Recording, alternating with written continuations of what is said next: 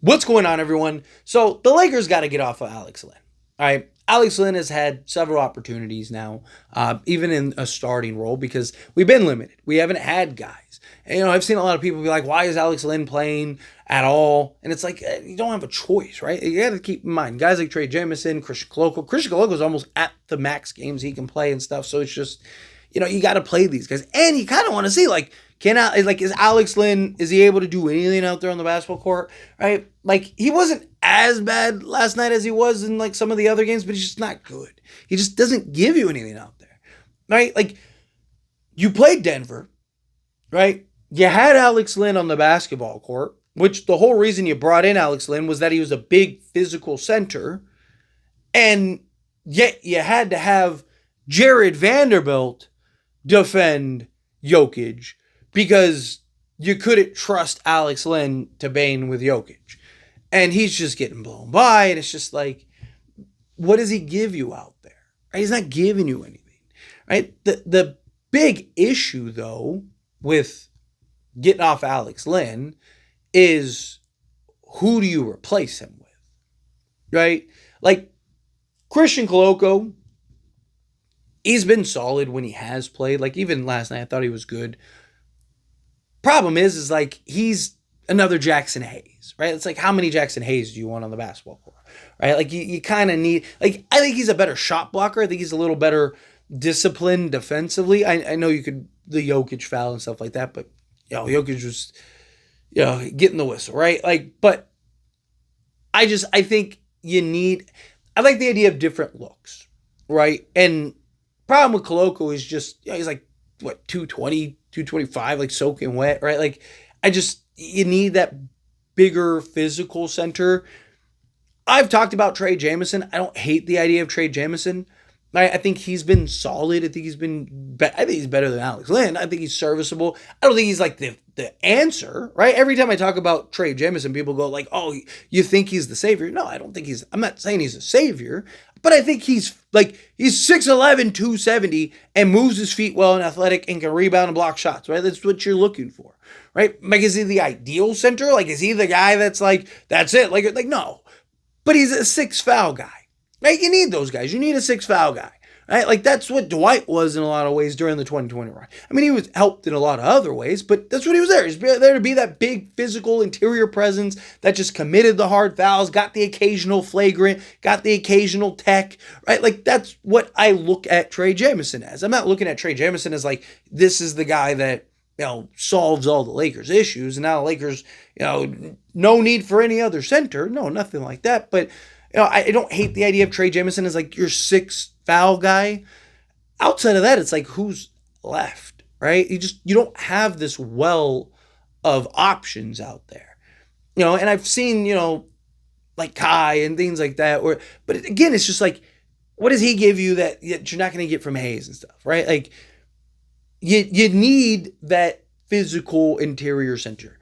You need somebody that makes sense alongside Luka and LeBron and Reeves, right? Moses Brown is a guy that comes to mind. I think I'm going to do a video on Moses Brown later, so look out for that video, kind of breaking him down, because I do think that he's a guy to revisit. I wouldn't hate the idea of, like, maybe looking to give him a 10-day and just see what he could do.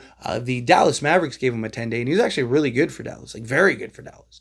And they didn't have Luka at that time. So imagine what he could do with Luka. He gives you that lob threat and all that stuff. So I wouldn't hate the idea of that. But, like, you looked at a guy like Sims on when we played the Bucks, right? Like, somebody like him would have been perfect.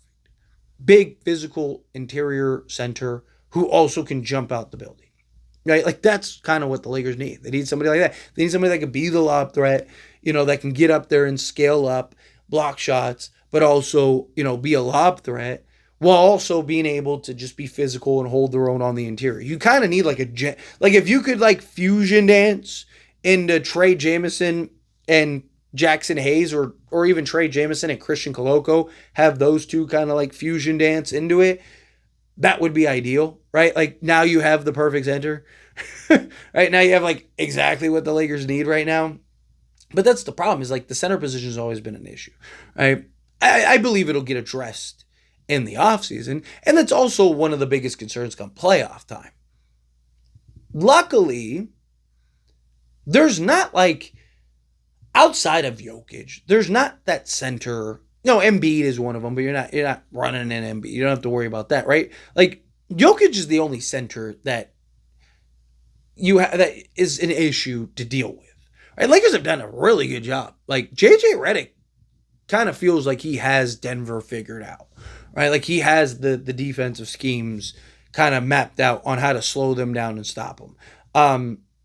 But beyond that, right? Like Rui and LeBron, like Lakers are going to go small regardless, right?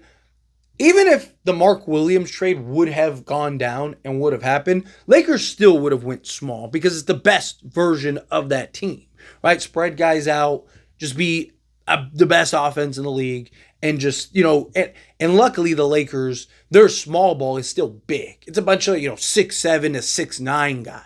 Most you think a small ball, it's usually a bunch of 6'3" to 6'6" guys, and then like 2 6'8" guys.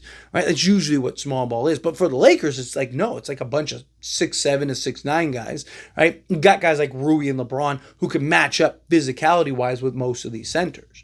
Right? Even Jokic, they have the strength to at least hold their own on the interior against a guy like Jokic.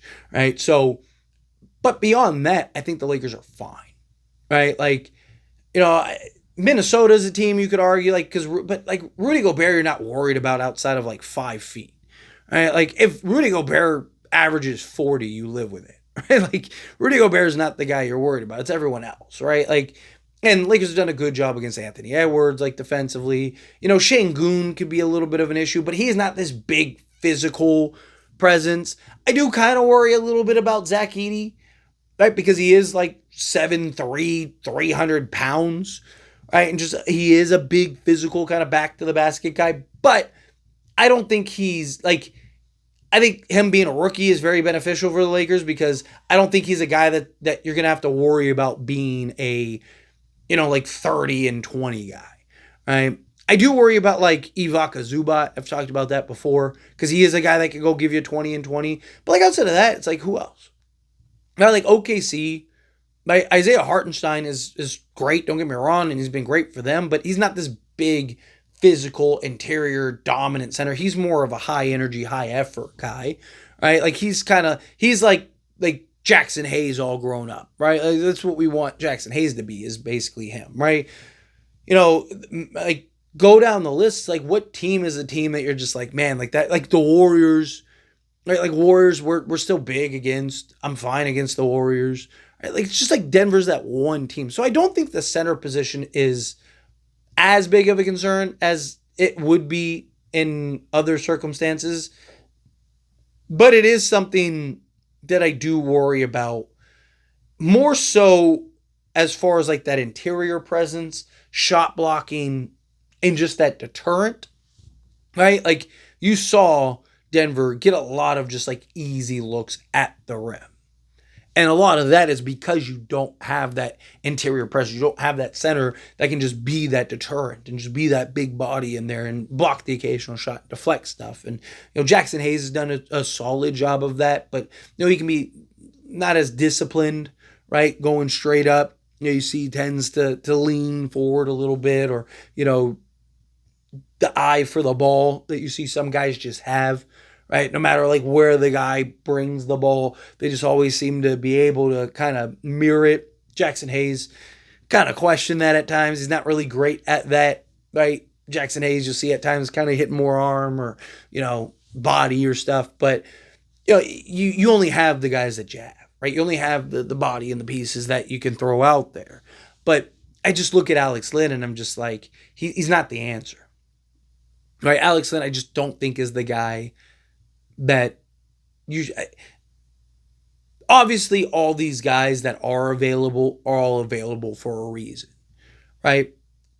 Alex Len was one of those guys that you knew was available for a reason.